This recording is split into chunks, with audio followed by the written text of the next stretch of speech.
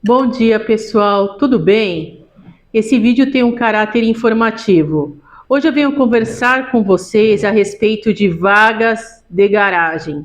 Esse assunto tão polêmico, esse assunto que dá tanta confusão, esse assunto que cria multas, né? Esse assunto que cria disputas judiciais, esse assunto que leva algumas vezes a agressões e vias de fato entre partes, entre síndicos, um pouco de falta de civilidade e bom senso. Porque quando nós conversamos e falamos a respeito de vagas de garagem, nós temos que levar em consideração que nós nos remetemos a um apartamento, a um prédio, a um condomínio. Um condomínio onde vivem pessoas, né? E cada pessoa é destinada a uma unidade. Eu vou me remeter a esses novos condomínios aí para conversar com vocês a respeito dessas novas construções que eu vou apelidar como vagas híbridas, porque é possível num edifício, né, em um prédio, terem vagas destinadas a uso comum, que fazem parte de um sorteio que é determinado por uma convenção, pelo estatuto, pelo regulamento interno. Esse sorteio ele é feito de forma anual, ou trimestral, ou semestral, depende do que for convencionado, né, pelo condomínio. Também nessas vagas híbridas, também pode existir nesse mesmo prédio vagas de uso próprio, onde são adquiridas unidades de maior metragem, com valor maior, porque vai constar na matrícula do imóvel a propriedade dessa vaga de garagem, e essa propriedade ela pode ser inclusive vendida, a propriedade da vaga de garagem. Nesses casos híbridos, aí é bem comum, porque você já escolhe uma unidade que tem uma vaga de garagem que vai ser destinada a você, comprador. E também tem aquelas vagas de garagem da modalidade NR, aí tão comumente atualmente, não é comum, é atualmente, né? Todo mundo fala, mas doutora, o que seriam essas vagas NR, né? São unidades não residenciais. Isso que significa NR, unidades não residenciais. Ah, e o que é isso, doutora? São unidades que o proprietário ele não mora. E se ele usa, mas ele não usa por período longo e intermitente, certo?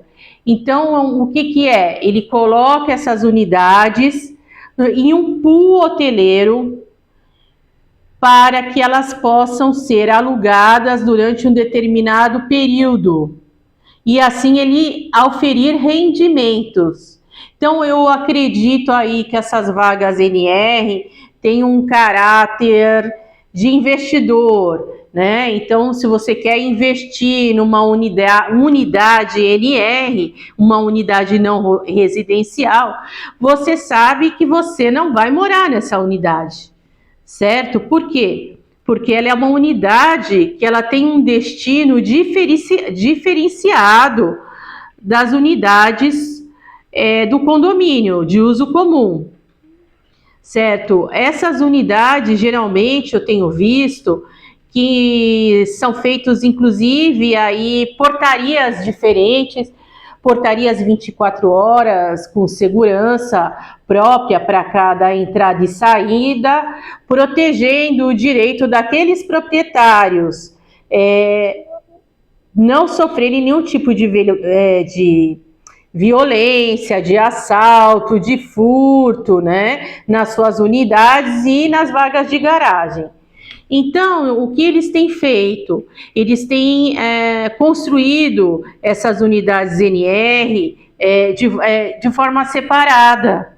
Então, portarias diferenciadas e torres diferentes. Então, uma torre destinada à entrada de pessoas, né, de locadores de unidades NR, né, com uma portaria 24 horas, geralmente as portas são de acesso digital, por meio de número e senha, que o próprio proprietário e investidor pode estar controlando isso por meio de aplicativos ou ainda destinando a empresas que fazem esse controle do pool hoteleiro, porque ela tem uma característica de uso temporário. Você vem fazer um congresso, uma determinada cidade, e naquele condomínio existe unidades NR.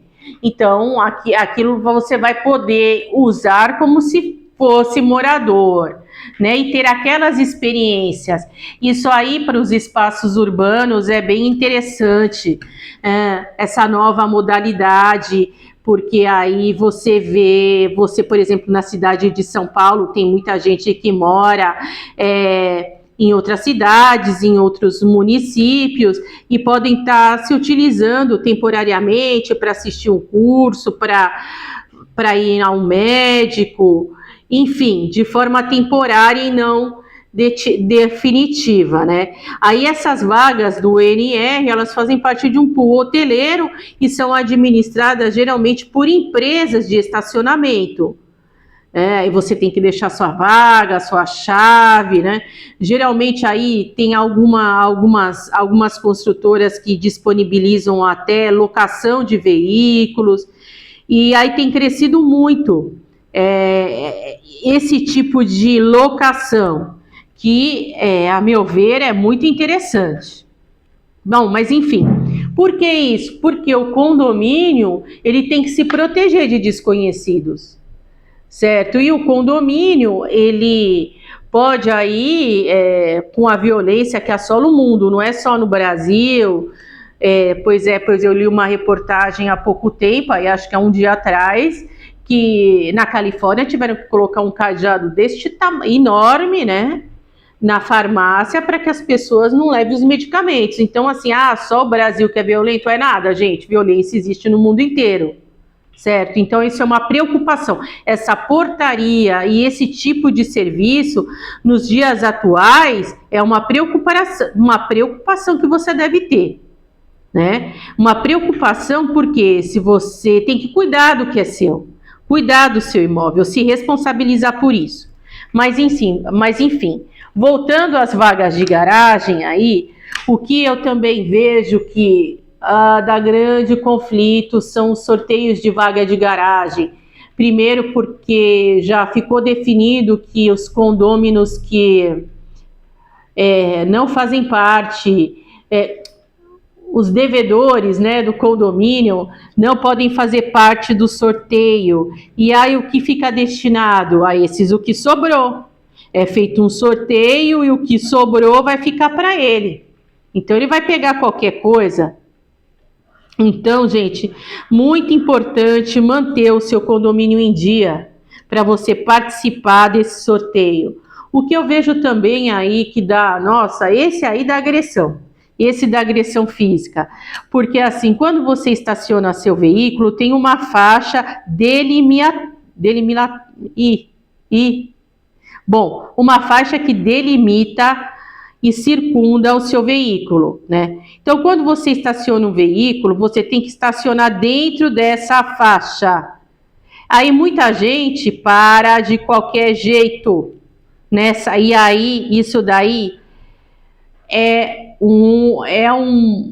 para o condomínio, né? O condomínio, nossa, ele gera assim uma criação enorme de multas, certo? Então aí o condomínio te multa porque você estacionou fora da faixa.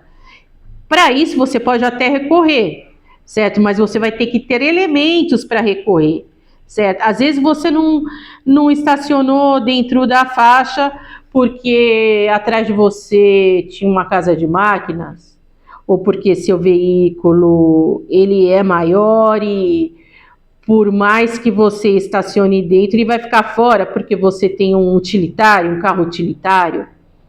Enfim, ou então, muitas vezes é comum, seu vizinho não teve a atenção e o respeito de estacionar o carro dele de uma forma que você consiga sair, né, da sua vaga, ou que você consiga colocar o seu carro dentro de uma forma a não gerar prejuízo para os demais,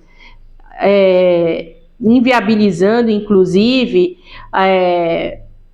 como eu posso te dizer, a circulação dos veículos, né, na garagem. Também essas multas são geradas e você tem que se defender, certo? Porque essas multas são altíssimas.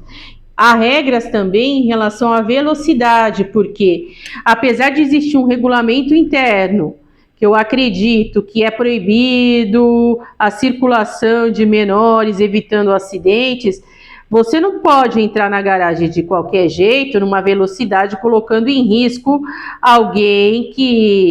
algum idoso, alguma criança que esteja saindo ou desocupando o veículo. Isso também pode gerar multa, inclusive procedimento criminal e civil. Vejo muitos casos de vagas de garagem por falta de comunicação. Por que isso? Porque como os sorteios eles são anuais ou às vezes trimestrais, depende de cada convenção, né? Esse é o regulamento próprio aí do prédio que vai definir.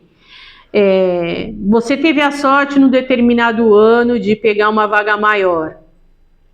Só que no ano seguinte, onde houve o sorteio, você, infelizmente, não teve sorte e pegou uma vaga menor. Só que você tem um utilitário, um carro maior. E aí esse carro, quando você vai estacionar, ele sai da faixa, certo? E aí você vai responder por multas.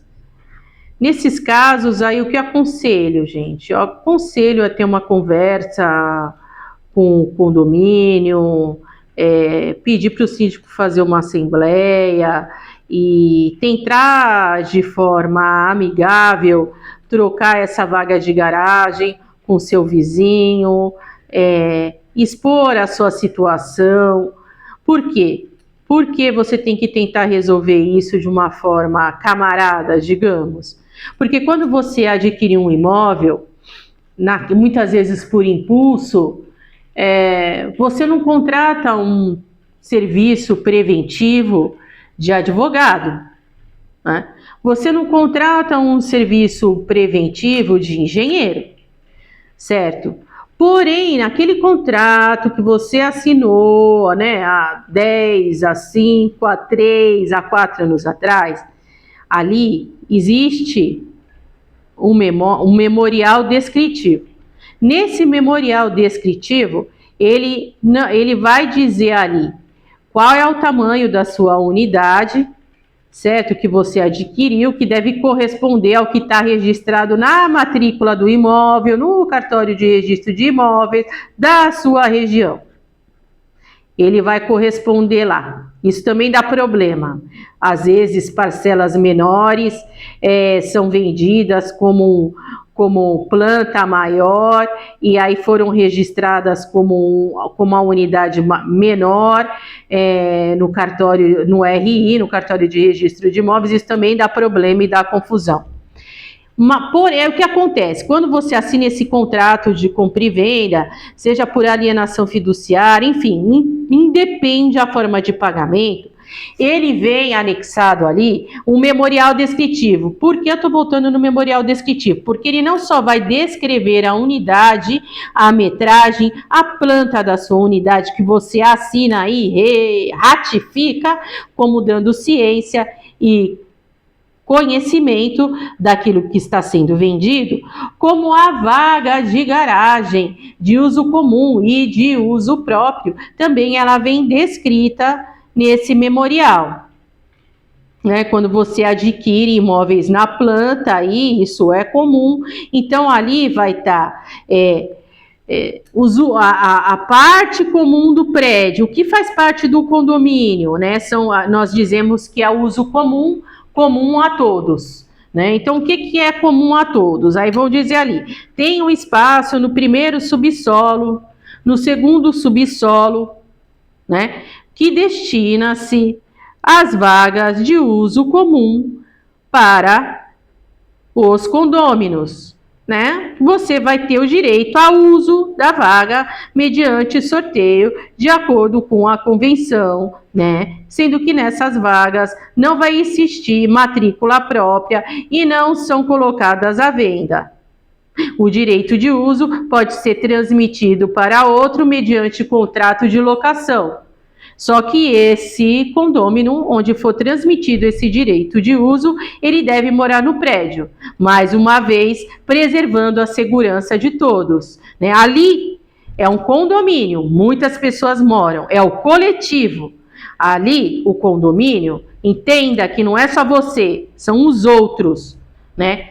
Então, os outros, você não pode colocar as outras pessoas em risco. Certo? Então, você tem que ter em mente que é comum, que é todos, é a coletividade, certo?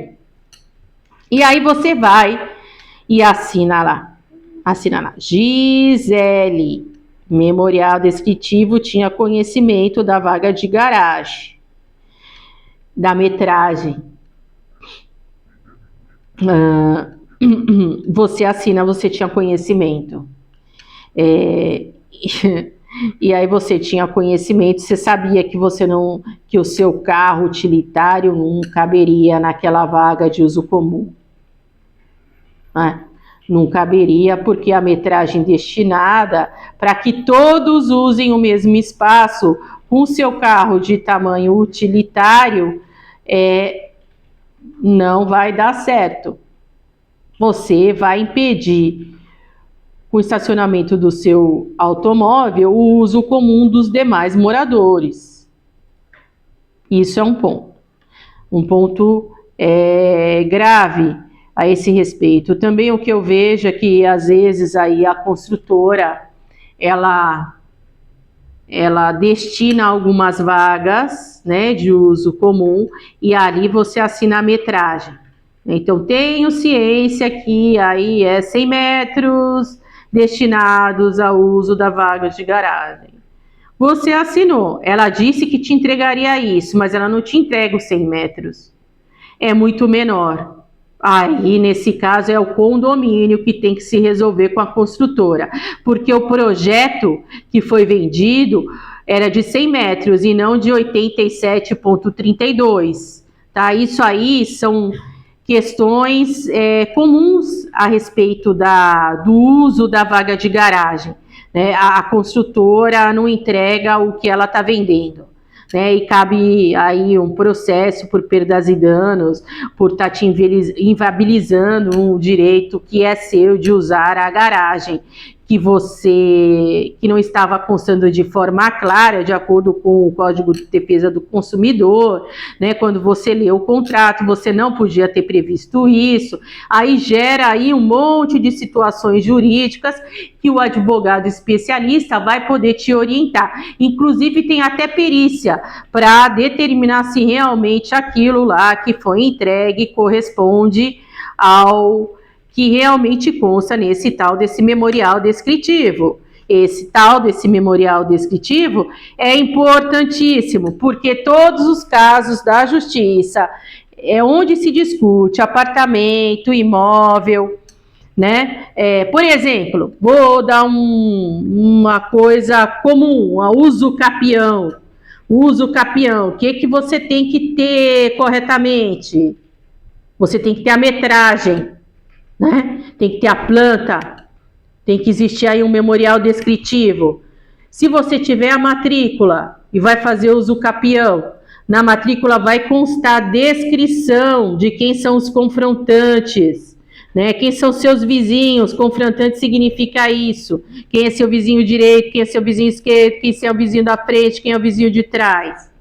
Né? Importantíssimo, documento importantíssimo, que faça batido na hora da compra e venda.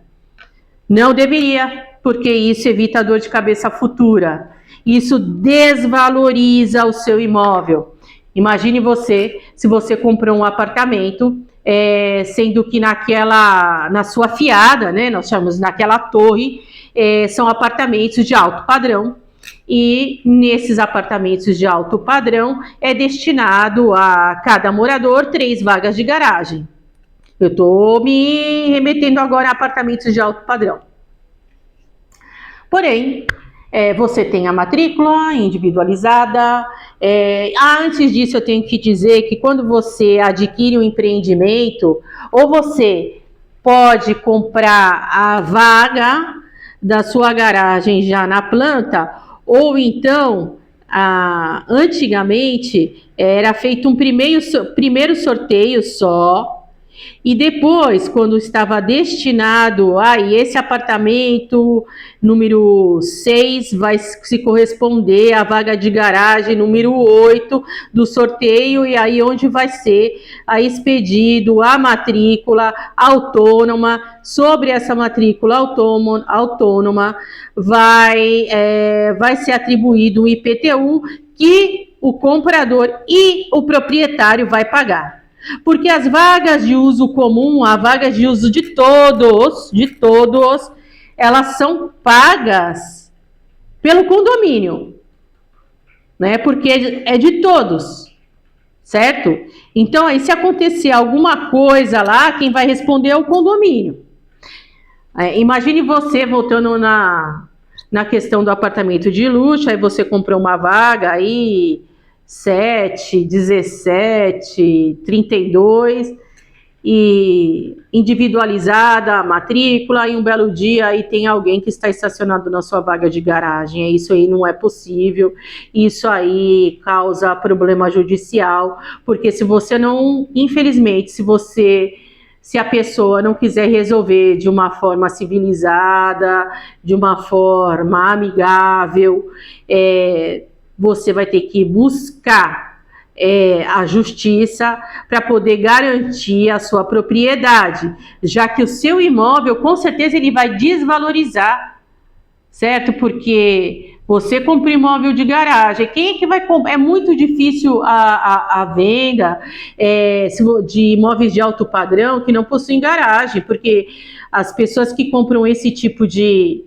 apartamento, elas têm uma característica de terem mais de um veículo, né?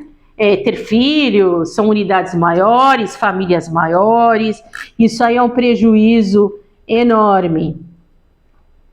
Então, veja, quando você vai adquirir um imóvel, a vaga de garagem, ela não pode ser um assunto que deve ser colocado como segundo plano.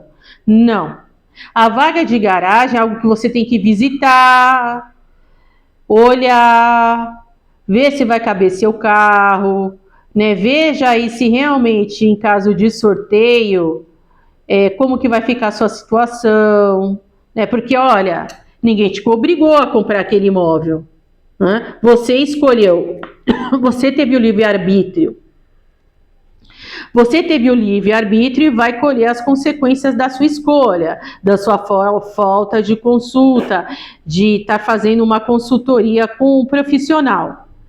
Eu vejo assim que muitas pessoas deixam para lá a questão da vaga de garagem, e é o assunto que dá mais dor de cabeça na compra e venda, são as vagas de garagem. É claro, eu não estou me referindo aí também a essas unidades que, pelo plano diretor da nossa cidade aqui de São Paulo, não tem vagas de garagem porque estão próximas do metrô, então são vagas proibidas, né? Quer dizer, até isso a pessoa vai escolher, quer dizer, ela comprou uma unidade sem vaga de garagem porque foi construído ali o apartamento que é próximo do metrô, e aí por ser próximo acesso aí às vias públicas, ela não vai constar vaga de garagem. Até isso foi livre-arbítrio. Ela não pode dizer que não sabia disso, certo? Você não pode alegar desconhecimento da lei. Você não pode alegar que você não sabia o que estava assinando.